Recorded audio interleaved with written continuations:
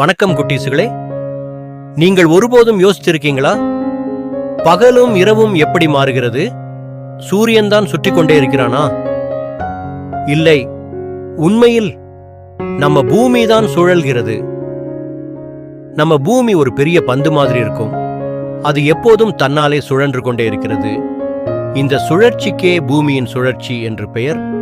பூமி ஒரே முறையாக முழுசா சுழற்சி முடிக்க சுமார் 24 மணி நேரம் ஆகிறது. அதாவது அதுதான் நம்ம ஒரு நாள். பூமி சூரியனை சுற்றி சுழலும் போது ஒரு பக்கம் சூரிய ஒளியை பெறும். அங்கே பகல் வரும். மறுபக்கம் சூரியனை பார்க்க முடியாததால் அங்கே இரவு வரும். இப்படித்தான் பூமி சுழன்று கொண்டே நமக்கு பகலும் இரவும் பரிமாறிக் கொடுக்கிறது.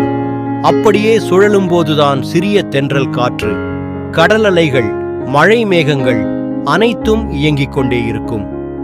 பூமி ஒருபோதும் சுழலுவதை நிறுத்துவதில்லை. அது மெதுவாகவும் அழகாகவும் சுழல்கிறது. அதுதான் நம்ம வாழ்வுக்கு ரிதம் கொடுக்கிறது. அடுத்த முறை சூரியன் உதயமாகும் போது அல்லது மாலையில் மறையும் போது ஒரு நிமிடம் நின்று பாருங்க. அந்த அழகான மாற்றத்துக்கு காரணம் நம்ம பூமி சூழலுதான்.